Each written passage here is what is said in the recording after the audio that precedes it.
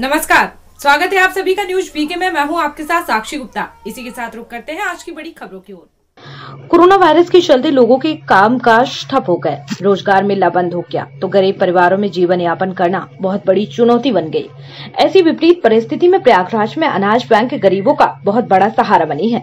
जी हां, जनपद प्रयागराज के मेजा थाना क्षेत्र अंतर्गत गांव खास की मुसहर बस्ती में स्थापित और अनाज बैंक की संचालिका रीता वनवासी बताती है कि अनाज बैंक के सहारे उनकी बस्ती में किसी को भूखा रहने की नौबत नहीं आई है। जब भी जिसको जरूरत हुई अनाज बैंक से चावल दाल ले ली या क्या। वहीं हफ्ता 15 दिन में उन्हें मजदूरी मिली या सरकारी कोटी की दुकान से राशन मिला तो उन्होंने वापस कर दिया। रीता बताती हैं कि अनाज बैंक का संचालन और रखरखाव बस्ती की महिलाएं ही करती हैं। बस्ती की सुमन देवी ने बताया, पहले अक्सर ऐसा ही हो जाता था कि हफ्ता 15 दिन में 1-2 दिन भूखे सोने की नौबत आ जाती थी। ऐसा भी हुआ है कि उन्हें कभी कभी तो पानी पीकर रात गुजारनी पड़ती थी। बताते चले तब सबसे ज्यादा तकलीफ परिवार के बच्चों और बुजुर्गों को ही होती थी। जब से अनाज बैंक स्थापित हुआ है उनके लिए बहुत बड़ा सहारा मिल गया है। लॉकडाउन में तो अनाज बैंक उनकी बस्ती के लिए वरदान से कम नहीं है।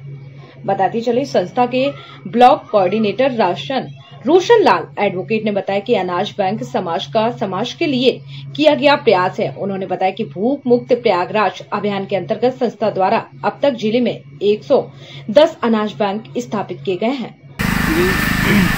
हमारा उद्देश्य ये है कि जो ये इलाका है जमुना पार का, ये आदिवासियों और वनवासियों बाहुल्य इलाका है। आदिवासियों का इलाका है, यहाँ पर अधिकतर आदिवासी रहते हैं और वो पत्थर मजदूरी करते हैं, पत्थर की खदानों में बंधुआ मजदूरी करते हैं।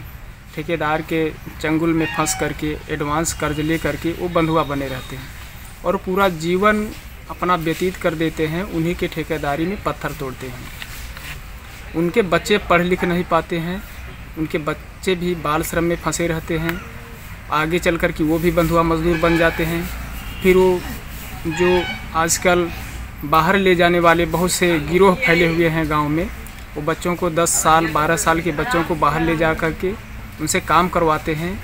इन सब कुरीतियों से बचाने के लिए जो हमारी संस्था है प्रगति ग्रामोद्योग समाज कल्याण संस्थान, आदिवासियों एवं वनवासियों के जीवन को बेहतर बनाने के लिए इनके बीच में शिक्षा की जागरूकता कर रही है, उनके आजीविका की व्यवस्था कर रही है और उनको शिक्षित बनाने की जागरूकता फैला रही है और उनको कानूनी रूप से सहयोग देने का काम कर रही है संस्था।